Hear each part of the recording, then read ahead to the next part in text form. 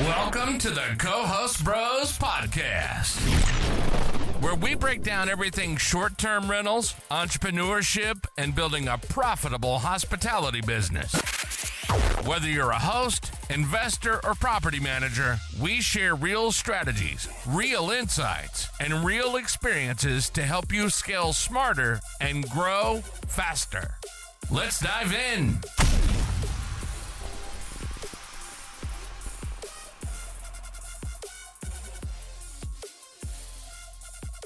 What is going on, everybody? Welcome to another episode of the Co-Host Bros Podcast. My name is Matt Codd, and I'm here with my buddy Austin Spitz, and we're hanging out today with Marissa Grover. She does short-term rental operator, focuses on building systems for your short-term rental business and your operations to help you scale smarter and faster. So what is going on with you, Marissa? Hey, thanks so much for having me, Matt and Austin. It's so great to be on your show and to get to have a fun conversation with you guys and learn from you. That's awesome. Yeah, it's like I wrote that intro. Actually, I just winged it, so that was pretty good. What's new, Austin? Nothing much, man. Just hammering away, building a business, having a good time doing it. Super excited to have Marissa here. Marissa, you live in Lubbock, Texas, correct? Yep. Mm-hmm. Okay, I graduated from Texas Tech, so that's pretty cool. How's old West Texas life? Are you originally from there? No, I'm from Utah. I grew up in Utah my whole life, and we moved to Lubbock about 5 years ago for my husband to come to Texas Tech for his doctorate. So we moved here, moved our family. I had a 6-month-old baby. We didn't know a single soul in Texas, and we moved here. We've been here for 5 years now. We now have 2 kids, and we really like Lubbock. It's a great place to raise a family. But there are some cons. That is very hard to get out of Lubbock. There is not a city for like 5 hours in any direction. And so, the airlines are really expensive, and it is not very pretty here. We look at a lot of dust and cotton fields, and that's our view. And tumbleweeds, right? Tumbleweeds. I hear online that people start an Etsy store of tumbleweeds for decor, and I feel like maybe I'm in the wrong business and should just go start picking up tumbleweeds on the side of the road and open a Etsy store.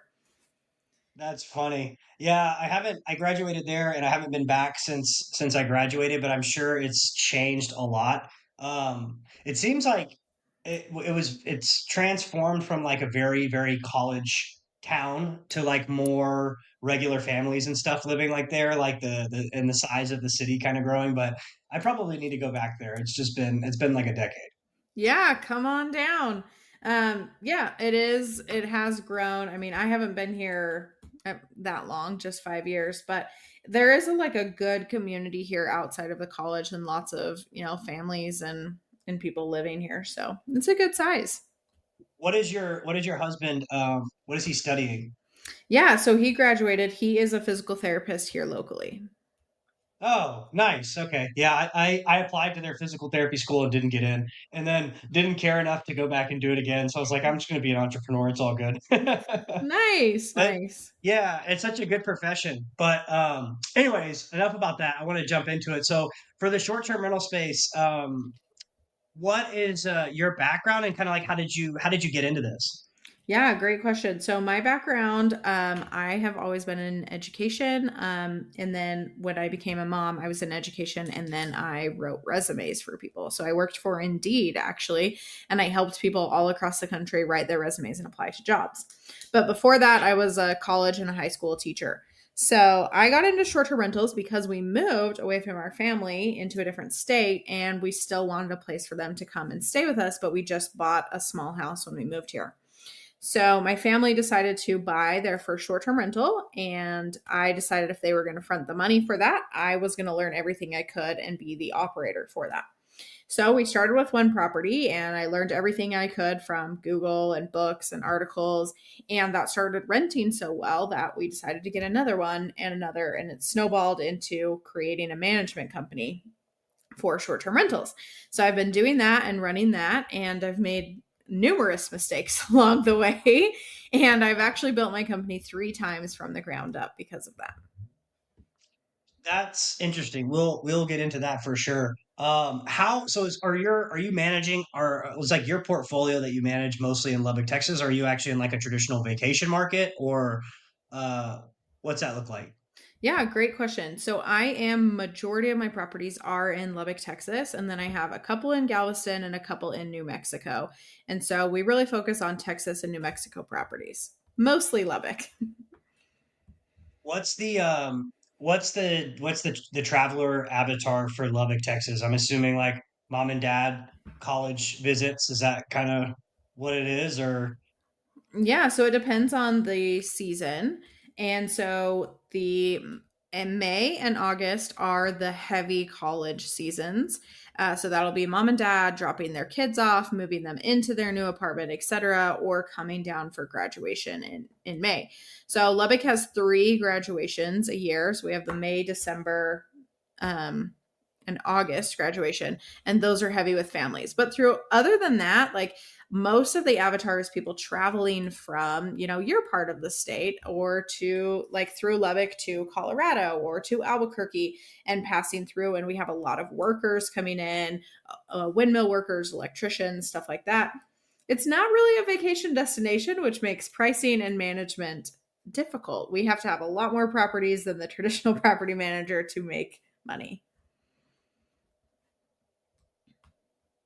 yeah, that makes sense. Wow. Yeah, so one thing I wanted to, you had kind of mentioned there was you had to rebuild your company. What did you say twice or 3 times or what? Austin? Oh, maybe I cut out. Oh, we're having technical difficulties. Um, so Austin cut out. Anyway, awesome, fantastic. So actually, my first question was actually, where did you buy your first short-term rental? Out of curiosity. Yeah, it was here in Lubbock is where we Okay, started. Mm-hmm. cool. That's awesome. So I would focus more like you do. You focus more. We were discussing a little bit about like building systems and operations for short-term rentals and businesses. And did that happen because you had to start your business 3 times?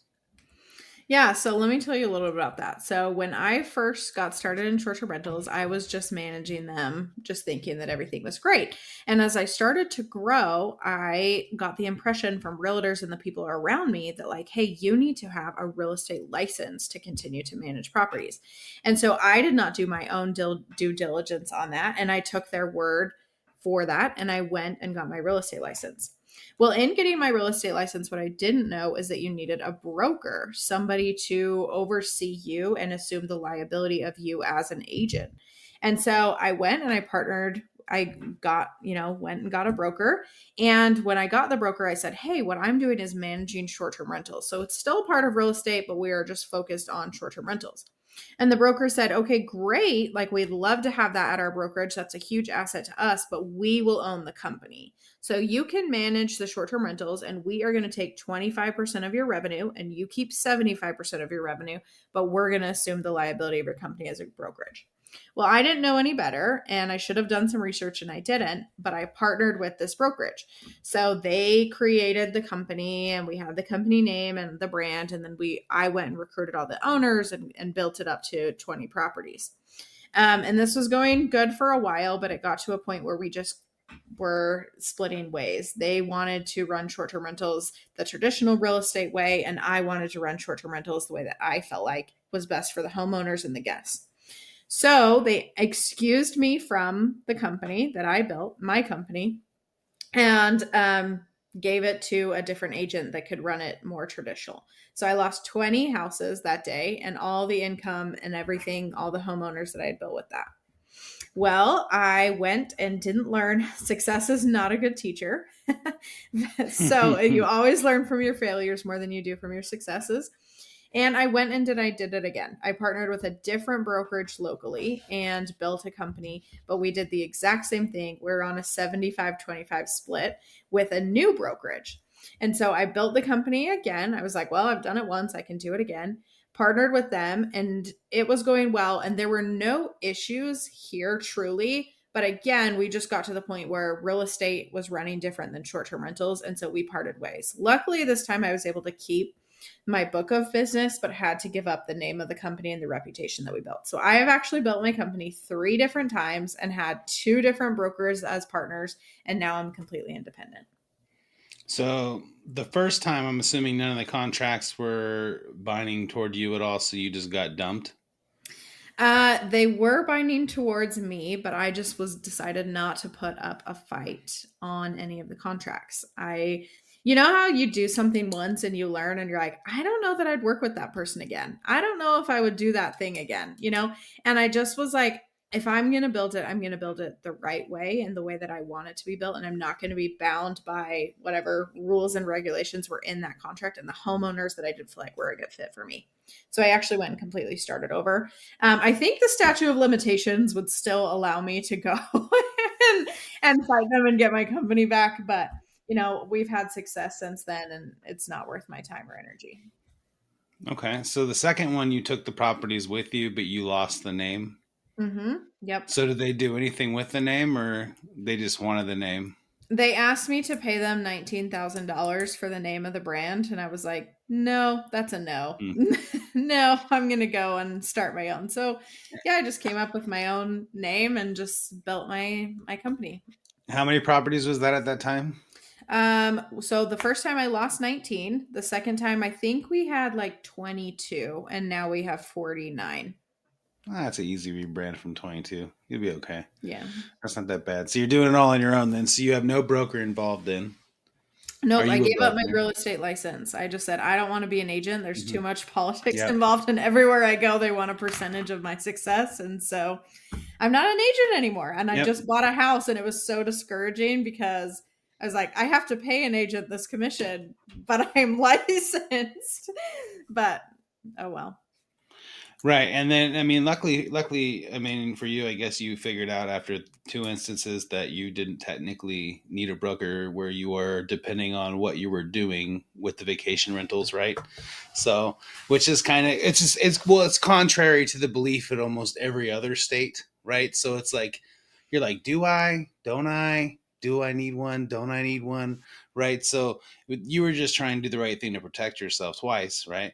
So that makes a lot of sense. And real estate's a tough game, especially with when it comes to selling houses and everything else. So that's crazy. So do you regret any of it? I don't regret any of it. I wish that a couple things. I wish that I would have emailed the state in regard to what I could and could not do before I spent the money on a license and went and partnered with 2 brokerages. So that's the first regret that I have. And the second is if you are going to bring in a partner. So in my case, I brought on brokerages that were not a right fit. And I wish I would have vetted them better. And, I say that, but I don't think you know what to look for and what not to look for in a partner until you've had a partnership or something go wrong. So it is a regret that I didn't vet them better. But I think even if I did, I would have felt like it was going to be a very successful partnership from the start and would have gone into it. And I just had to learn those lessons. So go ahead, Austin. You good? You ready? No, yeah, I was just going to say, so you partnered with brokerages, but they were in Texas. So technically you didn't have to do that at all, right? Correct. Yeah. So now for your business, are you set up do you do like the traditional property management or are you technically like a co-host? Good question. Okay. So I emailed the state of Texas and I said, listen, this is what I'm doing. I'm not, collecting any deposits. No guests are staying longer than X amount of days. Do I need a license to collect money or do I not? And their answer completely blew my mind. It seems so silly now, but at the time I was like, are you kidding me? And they said, you can collect the money as long as the tenant is not, signing a lease and paying a deposit and they don't have tenant rights. You can collect all the money. So that's what I do. We collect all of the money in a trust account. And we have a bookkeeper that oversees that. I don't touch that money till the bookkeeper says it's good. Right. That's what we do. And I had wasted how many years of my life, and 25% is a long time of a lot of money and a lot of time for top line revenue for a brokerage to take when I didn't have to do that in the first place. So every state is different. You'd have to reach out to your state to get the right information. But in my state, and don't take my word for it either. Email your state representative, even if you are in Texas, and verify. But that's what I had learned in my situation. Right. So that's what I learned as well. I think it's great. So if you do a midterm and you have to get a lease, so I look at it like a workaround is like, and I don't know if this is accurate, so don't judge me either, but I'll have it go through my client and let them know that it'll go through them, like the deposit and that, and we'll just hold it in a separate account and have them sign the lease. Do you have any experience with that? Yeah, so I very, very similar, do the same thing, write up a lease, have the client sign it, have the guest sign it, and then I just have the homeowner or whatever invoice the client for the deposit. Like, hey, $500. I'm like, you're responsible for holding this $500. We can hold it, or whatever the deposit is. We can hold it, but if we hold it, you're understanding that we're not liable. You know, it can be in a separate account, trust account, but I just have the homeowners hold it. Here's your deposit. When they're ready to move out, you send it back, and I have no liability in that situation. That's the way I look at it too. So, yeah. You had something, Austin? I'm sorry. No. Our flow's off today, everybody. With technical difficulties today. We're good. I'm back. So, no, Marissa, I just wanted to see, like, okay, you're also in the space of helping people kind of optimize their business the way that I understand it. And maybe you can explain it more for somebody that's listening. Maybe they are in that growth phase. They're starting to get a little bit disorganized. Maybe they need to bring on a VA, and they're just scaling, right? They're starting to get the properties, and maybe their operations aren't necessarily there. So there's something that, like, do you provide a service that maybe you can step in and help? Like, tell us a little bit about this business that you also do as well outside of property management. Yeah, this is a great question. So I want to start by saying when I first got started in property management, I was working 80 to 100-hour weeks. And as we scaled and grew, as we added more properties, it's almost like I wanted so badly to add the properties, but I knew if I added a property, I was adding more work to myself, right? And that got to the point I was like, how am I ever going to scale and grow when I am the one taking on all this load? So I did bring on a VA, and I just had them work 3 to 7. I was like, all I want in this life is to have dinner with my family. Like, can you please just cover dinner time with my kids? And, you know, we worked at that for a while, and eventually they got more hours and I got more VAs. But that's what I focus on now. For someone that's built their company 3 different times, I have learned a lot of what not to do and what to do. And at this point, instead of working 80 hours, I work about 5 hours a week. And we have about 49 properties, give or take. And I'm working 5 hours a week, 1 hour a day, checking on different things. And there's a lot of hosts that is not the case for them. That is not what their life looks like. And so my goal and my business, my operations business, is all about how do we get there? So we put in systems in place. So when you think of systems, some ideas that come to mind for me is, how do you talk to people? You know, a lot of people are just answering guest messages and they're just, you know, living their life. But if you bring on a VA, so many people tell me, well, I don't want to bring on a VA because they won't sound like me. And what I would say to that is, that's not a VA issue. That's a training issue. You're not teaching them to sound like you. You're not teaching them what you talk like. So writing down, what do you sound like? What words describe you as a company? Are you friendly? Are you sarcastic? Are you funny? Are you professional? Like, what do you sound like? And start building that out. And that's what we do in our business, is we help you grow. So we'll help you find a VA. We'll help you define what you sound like. We'll write down your mission and your vision and your goals. Do you know how many companies I work with that don't have their vision written down or their mission written down? You're like, I'm a co-hosting company. You know, I want to onboard properties, and you start bringing on properties, but you don't know who you are. You don't know where you're going with your company. And so we help you nail that down. We create SOPs for everything. And I mean everything. Guest smoked weed in the property, which happens here quite a bit in the West Texas dirt. You know, so what is your procedure for when that happens? And people tell me, well, I have HostAway and I have Guesty or whatever, so I don't need processes. Okay, well, Guesty can't return a package to Amazon when you ordered the wrong size pillow. So you still need systems. You still need operations in your business to return those packages, to coordinate with cleaners. You know, if your cleaner got a raise, how do you handle that? How do how often are we checking Ring cameras? How often are we not? Those are the types of things that we built. And this is over a 5-month period to make sure that when you start, you probably are overwhelmed and overworked. And then when you finished, our goal is to get you to the visionary of your company. I don't like the word CEO because I don't really want to be a CEO. And that is very contrary to what a lot of people say. I don't want to be a CEO. That's a lot of work. That's a lot of time. That's data that you're tracking. That's employees that you're meeting with. That's, VAs that you're, trying to get to the KPIs that you had in place. I want to be the visionary. I want to be the one casting the dream. I want to be the one saying, this is where we want to be. I don't want to necessarily have to be the one harping on employees all the time and tracking the KPIs and data. So that was a long explanation, but I hope I answered your question. I love it. I mean, I feel the same way that you feel, and I hope to be working 5 hours in a week someday in my life.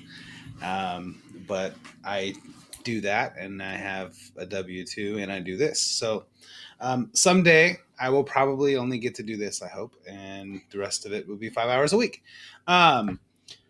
So I did want to ask too, when you were talking about like trust accounting, I was just curious. I ask everybody who does it what software they use because I'm just curious. So I like to know that. That's just an easy one. Yeah. So 2 recommendations for bookkeeping and for softwares. The first is I use Relay Bank, Relay. I love Relay. I think everyone should use Relay that has a business. It's a phenomenal bank. So fantastic. The second software that I use is called Get Clearing. There it is. I'm right there with you. Yes, I have used Clearing for about a year now, and I love it. It has really streamlined the bookkeeping. Some things, that is one of the biggest pain points that I see in house is bookkeeping, onboarding, cleaning. I mean, you just named it. If you can get rid of the guest communication, I guess. If you can take those 4 things off someone's plate, they just worked 5 hours a week. Just those 4 things alone. It's funny because I was having the same conversation, a similar conversation with Austin a couple weeks ago. And I was just like thinking like with clearing, if you have everything set up right, like if you have the formula set up right, it doesn't take that long to reconcile it at all. Like it doesn't take that long to produce owner statements. I mean, if you go in there and if you have, like in your case, you have 49 properties, you go in there for like 10 minutes a day maybe and push the bookings to match the payments for that day and then just go back and do it every day for like 10 minutes.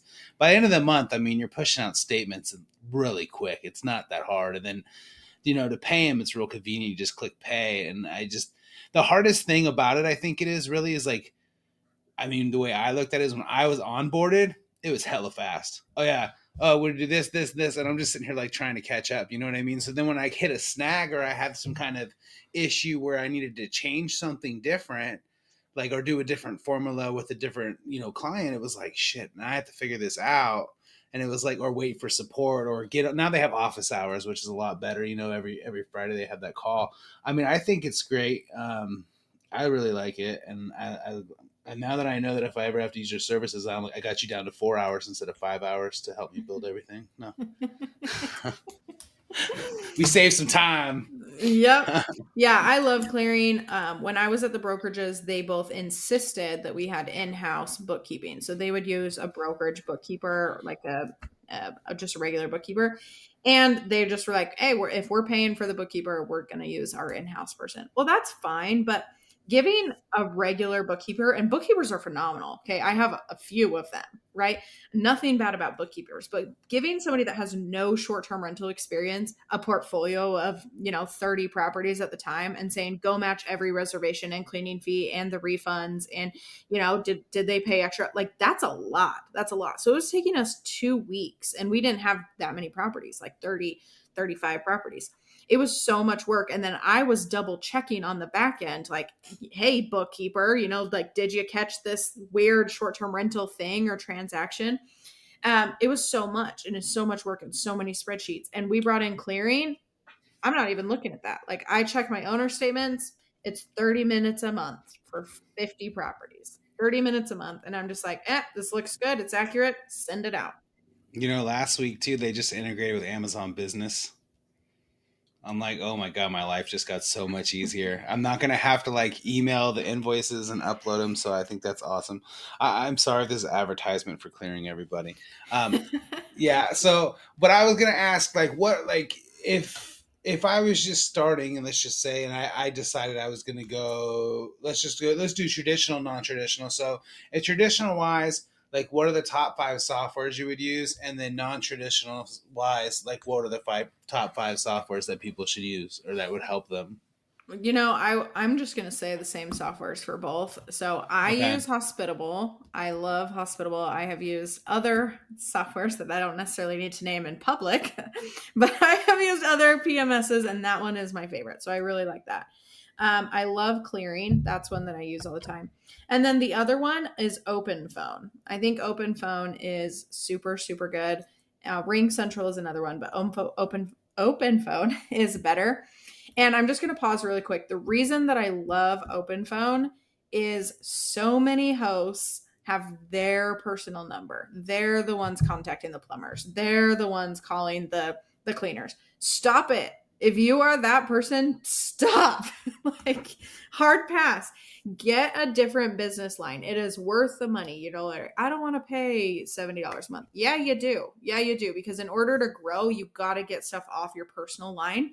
When you hire a VA, they can start communicating with people on that line. So get your phone number out of Airbnb and use Open Phone. So Hospitable, Clearing, Open Phone. What else do I use all the time?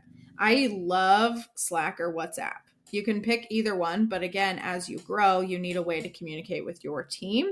So that's good. And then just another one that I couldn't live without.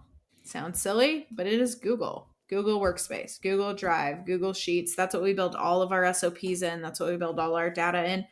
Because when I build a process or a system for somebody, their business is going to change over time. And I don't want to build something on a PDF that they can never alter. I want to give them something that can grow and scale with them. And even though they're only with me for 5 months, at some point they're going to want to change something that we built, and we want them to have edible access to that. And I think Google's it's free for the most part, right? Like, it's a free space and it can do a lot of things. Yeah. Oh, yeah. I definitely agree with all that. I love that. We use Open Phone. It's like our office number, so all the VAs have access to it. So it comes in there, and then we kind of filter it through Slack. So I think your setup is pretty parallel with what we do, and I love that. One thing I wanted to ask you was like when you're diving into some of these businesses to make them operationally more efficient, what is like maybe one thing that our listeners could take away that you see and you find and you're like, hey, this is a very common occurrence or a big mistake that people made? I mean, I know you listed like getting an open phone, right? Like that's one of them, but like what's one common occurrence or maybe a few that you see when you're analyzing other people's businesses from like an operational perspective? Yeah, I love this question. And I will just go with one that I talk about a lot on Instagram and in other podcasts. And that is paying people. The way that you pay your vendors and your cleaners, it matters. So for me, I'll just tell you about our setup. We pay all the cleaners on Turno. We use Turno. I love Turno. I'm a huge advocate for them. So everyone gets paid on Turno. And why? Because I was Venmoing cleaners for far, far, far too long. We're done with that. And then Turno actually generates a 1099 at the end of the year for all of their salaries. I love that. I don't want to generate any more 1099s than I physically have to at the end of the year. So love Turno. They have to submit pictures, all of that. Super good. Okay. Everybody else, plumbers, HVAC, lawn care, anything is paid with a credit card. And the reason I bring this up is so many people are like, oh, well, I Venmo my cleaner and I Cash App my handyman. And, I really like Zelle. Can I just send you a Zelle? No. The answer is no. We do not pay anybody outside of a credit card. First of all, I am selfish and I want those credit card points. Okay. So that's the first thing. But the second thing is I have a bookkeeper and I have VAs and I have a team that has to manage the finances, and we can't manage 7 or 10 different softwares and logins and passwords. If they can get into the credit card account, They can track, like you just said, Amazon. They can see, all right, we bought something on Amazon on the card. Let's go pull that receipt. Looks like we bought something on Walmart. Let's go pull that receipt. Whatever it is, we only have to manage our finances in one place. The bookkeeper that I have for 50 properties, her plate is full. She has 50 properties. She has one software where they can pull any transactions. And that's a big thing that I see in companies all across the nation. So like it's just like a disorganized mess and chaos, and you've kind of streamlined it just to do credit cards. That's interesting. I don't even know off the top of my head how we pay people, and like we probably fall right in that bucket. I don't think we definitely don't do Venmo or Zelle or anything like that, but probably just a combination of credit card and ACH. But anyway, that's interesting. Anything else you see? Is there one other like thing you see when you're diving into businesses that you're like, hey, we need to correct this right away? Yeah, generally it's onboarding. Onboarding is a big process for people. And what I find is that people are just flying by the seat of their pants onboarding properties. They're like, hey, you want to work with me? Okay, great. Okay, well, let me go find my contract. And they're like changing their contract per person. They're like, oh, well, we'll do a $50 tech fee, or, oh, I could probably get a $150 tech fee here, right? So they're making that up. And then they're like, okay, well, do we need a deep clean? Do we not need a deep clean? I don't know. We'll decide. Oh, what about locks? Like, oh, use whatever lock you want. You can just, if you have a quick set on there, that's great. We'll just work with that. No, stop it. Like onboarding is a huge process. And for me, Austin, we and you kind of had a conversation earlier. For me, it's not I don't have gray area. Like people will tell me all the time, we're like, oh, well, we might do that. I don't have mites. Okay. I don't have might do that. This is what we do. It is black and it is white. You have to have this lock. You have to, all of the money has to go to our bank account. We don't do this. We do this. And the homeowners, they either fit into our mold or they don't, and we don't take them on. We're not going to have so many one-off situations that we can't grow. And Austin, that goes back to your question. Like, what are the mistakes that I'm seeing? Every business has hundreds of one-off situations. Well, we do this for this owner, and we do this for this owner, and we do this for this house. That's not how you grow. And the best saying, you guys have all heard it, everyone on this podcast has heard it, and it's simple scales. So really my job as an operational expert is not to create your operations. It's to simplify the systems that you have already. Yeah, and I think there's a power in your ability to say no, right? Like you have to be able to say no, and you have to be, um, willing to walk away. So I couldn't agree with you more there. And I think that's what I heard you say that on. I think it was Natalie Palmer's podcast.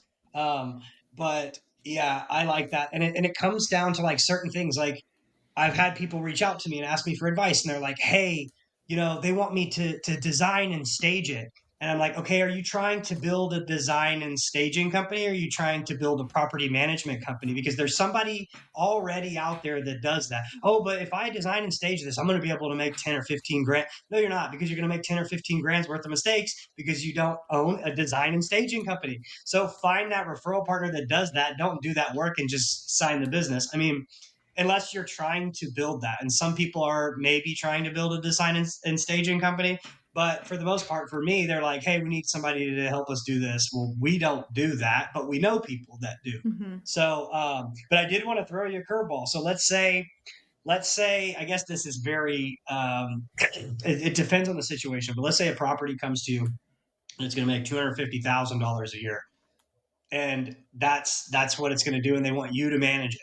But let's say they want to tweak and negotiate some things. What would you be willing to negotiate on something like that, where you're like, hey, I do everything streamlined this way? Would you be willing to negotiate if the property was worth it? Or is it like, hey, no, we do things this way? Yeah, and I think that's a fair question. I think there are some things that it's like you pick your battles. Like there's some things that are just not worth taking on, and there's some things that are. Like for me, a lock. Like a lock is a big deal. Like I want the lock that integrates to our softwares, and sure, it's going to be $400 by the time it's installed. And if you don't want that lock, could I manage a $250,000 property? I could. but it makes it hard for my team. Like it's almost not worth the commission that we'd get from that property for how much we're going to have to go through on the training and the team side for that. So locks are something that I don't negotiate on. Something that I do negotiate on is, do you want to be the listing owner? We don't need to get into this whole conversation right now, listing owner versus co-hosting. I have a whole speech on this, but that is something that I'm willing to, talk about with the homeowners. Do you want to own the listing or do you want us to co-host? So that would be a big thing. But like collecting the money, nope, we collect the money, non-negotiable. That is black and white to me. We collect all of the money, and you'll get a ACH deposit or money from clearing at the end of the month, however that works.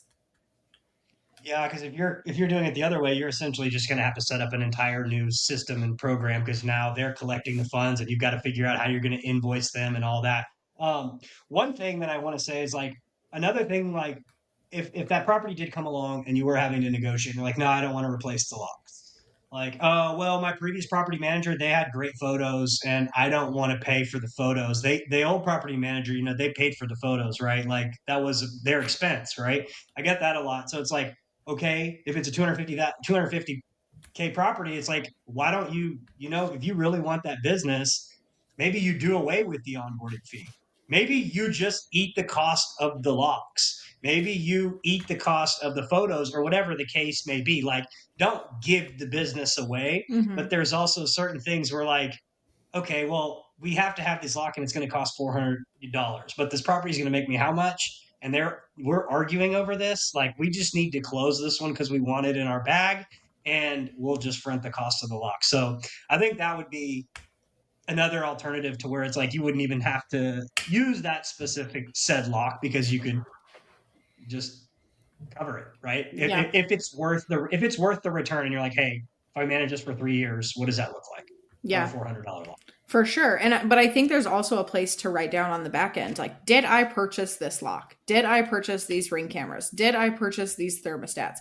Because if you guys part ways, you might want to have it in writing somewhere. If those are fixed to the house or whatever, if you are taking those, like, are you going to take the Nest thermostat and walk away with it? You may want to have that in your contract to say, like, I will pay for it, but these are yours forever, or I will pay for these, but I'm taking them. Like, I think that that's things that people don't think about. And then they start paying for locks and things for everybody, not writing down that they purchased them. I think I agree. I'm glad that you're here because I feel like I'm on the right track here. So I actually, everything to me is like a standard. I want everything the same everywhere I go. I want every house to be the same. I want the same locks. I want the same cameras. I want the same everything because I don't want to have to jump through like 5 different systems to look at something. So it's like, in like how Austin was saying about onboarding, like in my onboarding fee, like I will use that to purchase those things. Like I will charge a larger onboarding fee, but all these things will be purchased. And like he was saying, like, oh, you'll negotiate maybe on price. So yeah, I've negotiated on an onboarding fee because he already had Ring cameras installed. He already had the minute installed. He added me on both of them. Cool. No monthly subscription for me, and I don't have to buy them. Perfect. No problem. I'll reduce your tech fee. I'll reduce your onboarding fee. Done. No problem. But and because he asked, last guy I was with asked me, he was like, can you use this lock? And I was like, no. And he's like, why? I said, we don't use that lock. We use one lock. That's the only lock we use. The only lock I use in my personal house. The only lock I use at my rental house. I don't use it at any other house. I don't use any other locks. But yeah, it's good to know that I feel like I'm on the right track. A lot of the things you said I'm using, so that's fantastic.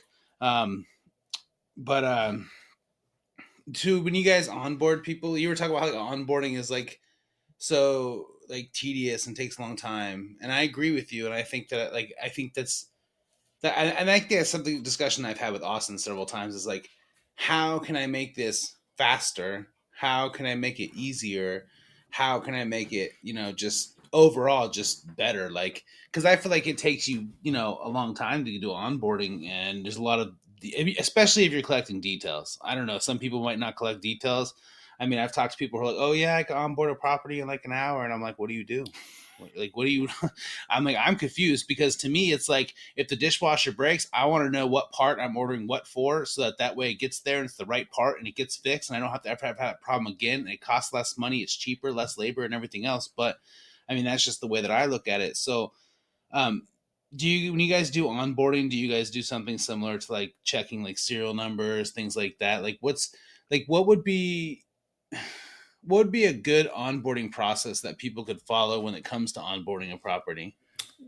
Great question. And the short answer is, if you don't want to spend all the time onboarding a property, what do you need to do? You need to hire somebody.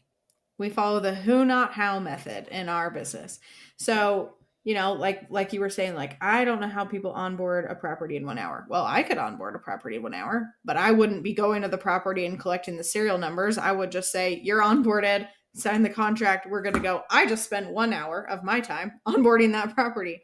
But as a company, we have an onboarding specialist or an onboarding person, and that's their job. Their job is to go out to the property, get the serial numbers, get the details, all of that. But yes, that needs to be documented. We just use a spreadsheet for that. Microwaves, ovens, stoves, washer and dryers, cameras, making sure the lock is linked. So as much as people don't like that answer, like, how can you shorten your onboarding time? You put people in place. That's how you grow a business. You put the right people in place to help you grow, that are better at the things that you're not good at, and that can pick up the slack and patch your boat. So you have a person that you would that one off, you're like, okay, well, this is the fee to go on board the property, and then they would just go and do that. It would just be like if it was a cleaner. That's how you do it? Yeah. So in my company, we have like a lead cleaner or a local co-host, however you want to look at that. And that's their job, is to go do the local things that need boots on the ground. And they get paid extra or hourly. I've heard people doing like a $1,500 onboarding fee per property, or a $500 onboarding fee per property, or hourly fee, but it's as you're growing and scaling your business, you don't need to be doing everything. And something that I like to think about a lot is this the most important thing for me to do with my time? Is the most important thing for you to go to a property and write down serial numbers and take pictures of the floors and the bushes? Or is the most important thing for you to do to bring on new business? I love it. I wrote that down for later. Because I do it myself and it takes me a long time. But I mean, maybe I'm more tedious, and maybe it'd make more sense for, to create some kind of SOP for that. I mean, I do have a spreadsheet or whatnot, but some detailed instructions, and, and I try to do it all one time. Like, I want to interview cleaners at the same time if I need to. I want the camera guy, I want to try to get everything done as fast as possible. But that makes a lot of sense, and I like it, and that's great. And that's how you work 5 hours a week, everybody. You don't do what I did. Well, working 5 hours a week isn't saying my company functions on 5 hours a week. I mean, we have VAs the whole time. We have onboarding specialists. We have cleaners. We have plumbers. We have handymen. We have people working all the time. But as we've grown, I wanted to get myself out of all of the things. So I put the right people in the right positions so that I could be the visionary. I don't want to be calling the plumber. The only time I should be calling a plumber is if there's like a major flood happening and I am the only person that can handle it, which just isn't the case, right? But I did build my team up to where if they talk to the plumber, this is how they talk to him. I built those relationships and I trusted these people for a long time. And I didn't want some person to come in and ruin that relationship, right? Like, I didn't want them to be like, there's a plumbing leak right now, I need you to get here in 5 minutes. Well, the reality is, in the US, plumbers don't show up in 5 minutes, so it's like, you have to teach people not only how to sound like you, but to talk like you, and to work with the people that you've worked with like you would. Yeah. No, I love that. I want to pivot for a second. Like, you've got two businesses going. So you've got a property management company and you've got like consulting services. So I guess my question to you is, do you know what that looks like long term? Do you think that you're going to continue doing both businesses for the long period of time? Is the Is the property management company something you might want to exit one day because the consulting company fills up your cup more? Do you want to keep doing both or vice versa? So I guess my thing is, are you going to be doing both services, or do you enjoy doing one more and think that will be the avenue for the long term? That is an excellent question. And not to correct you, but I think I have 4 businesses going if I'm counting. What did we miss? What we miss? So I We have didn't my get that in our onboarding call. I have my property management business. I have my systems and operations consulting business. I have a virtual assistant placement agency where we go out and find VAs and place them into your business for you. It's not a traditional agency. We can talk about that later. And then I have an online community. They all kind of go together. They're all related to Airbnbs. They're all related to systems, but they are, separate businesses. So the online community is for people that are like, I am not paying you to write my systems for me and build my operations. I want to do it myself. Okay, well, here's templates. You can just get in the community. You can chat with me. I have office hours. Get in and ask questions. Okay, gotcha. So all of these essentially go hand in hand to short-term rental related Mm-hmm. businesses, right? Mm-hmm. So that still brings me back to my question. Are we doing all 4 businesses forever? Or like, I guess you don't have to give me a game plan for each one. Like, that's not what I'm saying. Like, is there one that you're like, man, like if I could do this, all in on this one? Or are you kind of just like, hey, I'm good with having the, multiple business, multiple streams kind of thing? Yeah, this is an excellent question. And a wise person once told me, if you're building businesses, go deep in the businesses, don't go wide. And I thought that that was so smart because I see people like, oh, I have an interior design business, but I also own a, vegetation business or whatever. Like those don't work together, So what we built is it goes deep. They all work together, and it's like at one level you could be like, oh, I want this next thing, or I want this next thing, and we do all of that, right? But to answer your question, somebody approached me not too long ago about buying my property management business, and I would have let it go. I would have let it go, the whole thing. If it didn't work out in that deal because, various situations, but I am not married. And I don't I think a big thing in real estate is that, and all across the company, all across the country, right? You build a company, it becomes your baby. It becomes the most important thing in your life. I don't want that. Like real estate assets, like people buy a property and then they get super attached to that property and they never sell that property or they never do anything. Like I don't want to be married to any of my businesses. I want to build them and scale them to where they're growable, scalable. And if the right price comes along or, my family needs me more, I want to be able to exit any company at any time. So it's TBD, to be determined, and it's life case situations, whatever happens, and combined with maybe a sprinkle of opportunity if someone wants to buy it. So all in all, is just we'll see the way life goes, but you're just going to keep hammering, basically. Yeah, I do get more joy and fulfillment out of relationships and building businesses. So the consulting business is the most fulfilling for me. I love making friends. I love getting on podcasts like this and talking to people. The property management business is probably the least fulfilling for me, but I have built it to where I'm only working 5 hours a week. So it's like letting it go at this point. Like it's passive income for me, basically.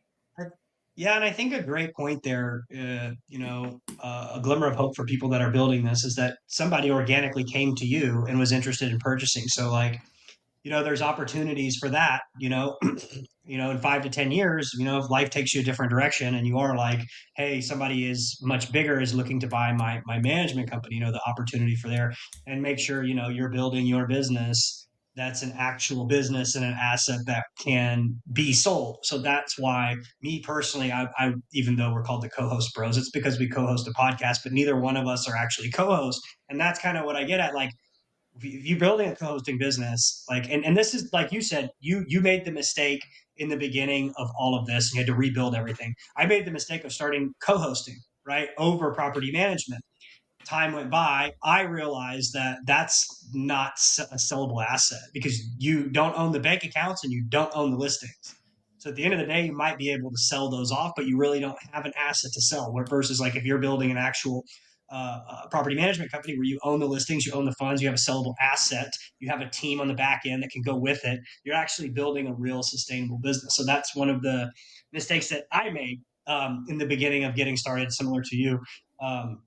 But yeah, I think that's definitely, a glimmer of hope that like, there's always an exit plan if you build up something profitable and sustainable. So I love it. Yeah. Cool. What you So got, Matt?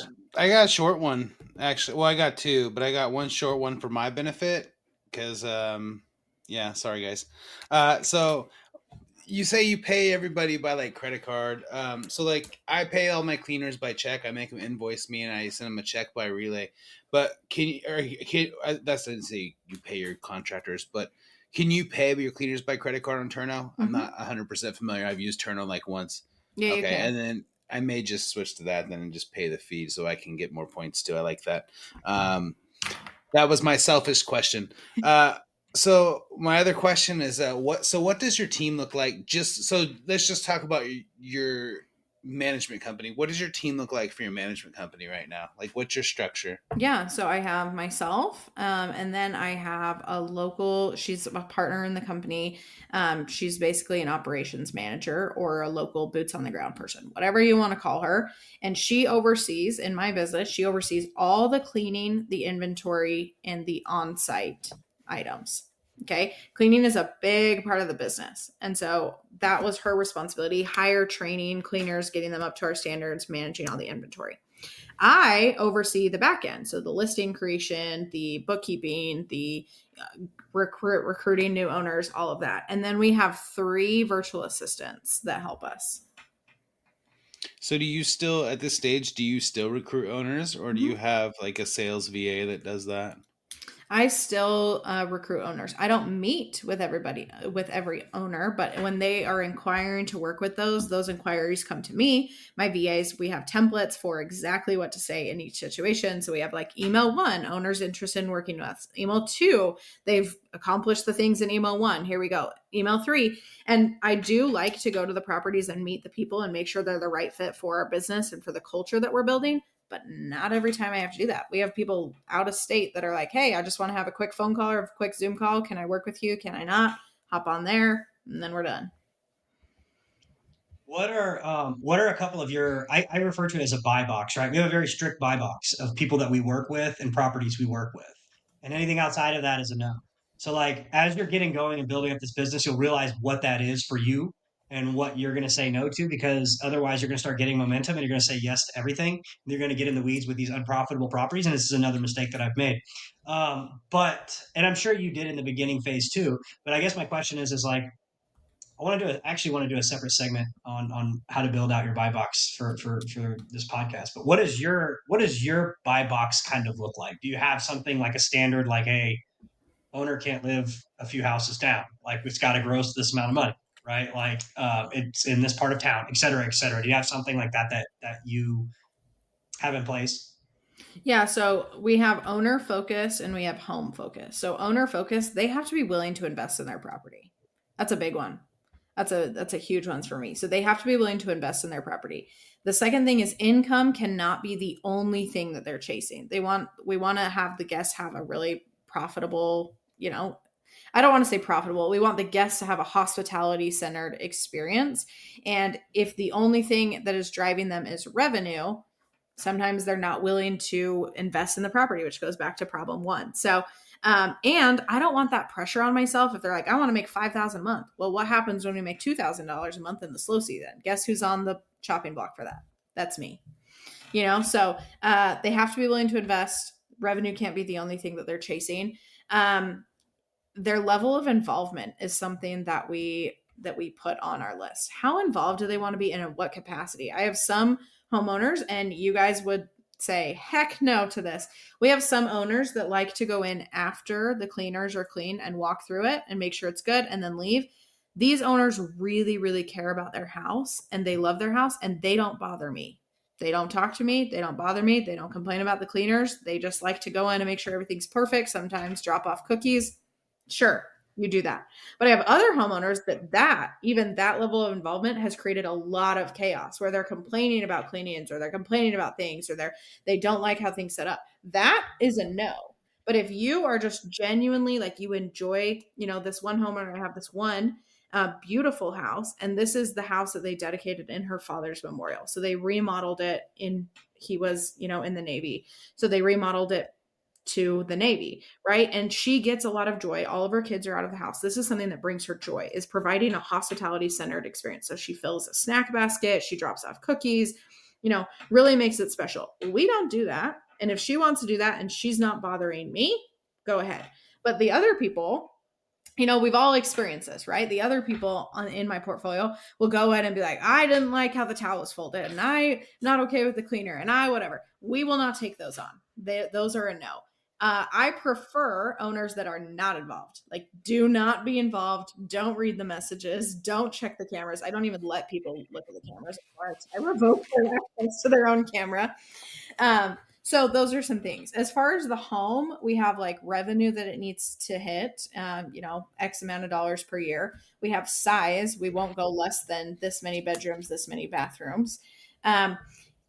If it's in New Mexico or Galveston, then we have more location centered. But in Lubbock, we have just neighborhoods that we avoid. But everything is so close together. We're all within 15 minutes of that neighborhoods don't necessarily matter. So those are some things. So you don't hit the west end of Galveston. No, I'm just kidding. Okay, so I know it's already been 54 minutes and we're short on time, but I do have another question. So when you are vetting your clients, how do you find out if they're one of those overzealous, overbearing clients that you're talking about? Because sometimes you just don't know. And then next thing you know, you're going to have to give notice based on your contract, depending on what it is, to get rid of them. So what's your red flags? How do you catch them? Yeah, that's a good question. And I think the first answer to that question is have a good community around you. Have a good, I talk to other co-hosts and other property managers in my area. And sometimes they're like, hey, this client just left me. They're coming to you. Don't sign them on. Right. That has been phenomenal. We had one that this guy had 10 properties. He had 10 properties in town and he wanted me. Didn't want anybody else but me. And I had been warned and he just didn't meet my business model. So we passed up 10 properties, which people are like, you're crazy all the time to do that. But this guy was actually jumping in and messaging guests and was checking cameras and was bullying, the other property manager's team. I'm not going to stand for that. So that's a no. But I think you can tell. I think as you meet people and they're like, this is just an investment, I want you to just handle it. That's one thing. But if people are like, yeah, I really want this and I want it to look like this and I want this and I just live a couple doors down and so I'll swing by, those are red flags. Do it yourself at that point if you're next door. Yep. I think the key is for me is having those conversations and allowing them to talk. So you take control of the conversation by asking the questions and they're like, tell us about your business and sell to us. And I'm like, hold on, I'll get to that, but let's talk about you first, right? What are your goals? What do you want to do? Where do you live? What are your expectations? But in a very professional way, make it very, very conversational. And I like to take control of the conversation and ask the questions first, and then we'll get to our brand later. But when you're asking those questions, like you said, those kind of things, they will pop up and they'll start registering and you'll be like, they said this. And I think that maybe that's why it won't be a good fit or something. So I think it's heavily vetting them and asking those questions to them. Right. Yeah. And onboarding is a two-way interview. It's as much as an interview for them to you as it is for you to them. So I think when you see it that way, your business changes. You're like, are you the right fit for our business? Are you the right fit for our team? Is your home the right fit for what we're building? And I think building on what you said, Austin, is having that interview to where you're like, okay, I am making this decision, not because I'm chasing the revenue, but I have brand standards and I'm building a legit business that makes revenue. And I need to make sure that you are the right, partner or the right group to bring on to this. Isn't it more fun that way? Having the control to be like, I kind of am the decision maker on whether we work together or not. It sounds really bad, but I like that fact versus being desperate for more business. I don't know. Yeah, absolutely. And I think when you also change your perspective of like, I do not need more properties, I do not need more houses, like we are happy, we are good. I think that's when you see the business come. When you're not desperate for those properties. And when you are, I think it comes across to the homeowners. I think it comes across to the properties. Like when you just have a good business with a good brand and happy guests and happy homeowners, you're going to be building your business automatically. So have you ever read the book Pumpkin Plan? No. Okay, we got to check it out. But anyways, it's kind of a concept where you're weeding out certain, and I might not explain it very well, but you're weeding out some of the stuff that you've said yes to in the past to kind of swap it out for a bigger pumpkin, if you will. My explanation's not very good. Maybe I Matt can can give an explain it for explanation. you. Yeah. So I put you onto that. Yeah, it's by Mike McCowitz. Yeah, So so I read it once a year. My explanation's not very good. So you explain it, and then I'm going to translate into what I'm doing. Go for it. yeah, so the whole idea really is that there's gigantic pumpkin farmers. So what they do to create these gigantic pumpkins is they get rid of those small pumpkins. So it's kind of like your clients. So you have like those ones that are just like really bad or pains in the asses. So instead of like the easiest way for you to fire them, as it'll say in the book, is for you to keep raising the prices on them, and at some point they're going to fire you, right? Or whatever the case may be, so that if you don't tend your garden and weed out those weeds, which they're considered those weeds, then your prize pumpkin won't grow. And that the whole book is basically based on prize pumpkin farmers. Yeah, Um, so yeah, and it's an interesting book, and if you listen to it on audio, Mike McCowitz is a very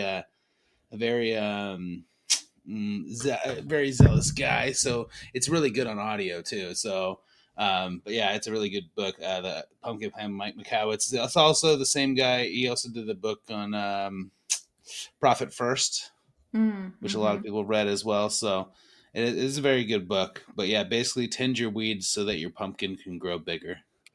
yeah, and it's Yeah. finding that ideal client. It's like finding that ideal client that fits your buy box and then kind of scraping out the rest. So all that to be kind of said is like that's something we're actually going through now. Is like we're signing clients only that fit our buy box, things that clients we only say yes to. And with time, we are pumpkin planning. We are essentially offboarding more and more clients that don't align with that for that reason because um I don't know. That's just something we're going to. So even like growth is not necessarily the main goal. It's profitability, brand standards, and building that high end luxury brand that we're going for. And unfortunately, if those properties don't align, then it's just we're trying to create that ideal package client and stick to that. So, anyways, but yeah, great read if you haven't read it. Yeah, I haven't read that. I would even say, like Austin, you mentioned the three things that you guys focus on is profitability and brand standard. I would add culture, like team culture, like internal culture into that, because I just feel like that's a really important piece of what I'm building. Yeah, absolutely. I think that's something actually we are focusing on and trying to make our company more of not just VAs doing tasks and stuff like that, creating incentives and creating cultural camaraderie and doing stuff, within the company to make it, also improving the kind of work life, within our company. So yeah, challenge accepted. Definitely going to keep focusing on that for sure. Yeah, I think culture is a big part of it. You know, Awesome. it's been an hour already, and you have so much to offer. I might have to have you back on here again because there's a lot of other things that we need to talk about still, like your VAs and VA business and all that other stuff. So I think it's fantastic. I truly appreciate you getting on here. I'm glad to know that I was checking some boxes on your operationals list, so that makes me feel better inside that I know that I'm on the right track. And the only reason, honestly, I'm on the right track is because I do this show and I need to listen to a lot of people that say a lot of things, and I'm like, shit, that's a good idea. Oh, that's a great idea. And that's just how it ended up that way. Um, I want you to let everybody know, like, where they can find you, the group that you were talking about, if you want to share that so they can join, and then any other parting words you have or any kind of like, bombshell advice you have to give, just drop it. I love it. Okay, so you can find me on Instagram, marissa.grover, marisa.grover. So join me on Instagram. I'm pretty active there. You can also, if you want to join my online community, my website is withmarissa.co, and we have all the different things that we do on the website. And then my last parting words is something that I live by, and that is a rising tide raises all ships. And so I believe that as you're pouring into your community, your team, your neighborhood, your family, everybody gets better. And I don't believe in the withholding information and keeping everything so tight to your chest. As you freely give and as you make everybody better, give your time, your energy, your assets, your money to the world, everybody is going to rise up and be better. Yeah, the two big takeaways I'm taking from you is learn the power in saying no, and then help everyone around you and provide value. Yeah, I love that. Awesome. Awesome. Well, thank you so much, and I will probably join your community. And yeah, with All that, right, I'll let guys. Austin ring us out. Thanks so much for All letting me right. join Well, your thank y'all. show. You're Yeah, for welcome. sure. Thank you. Thank y'all for listening. Peace.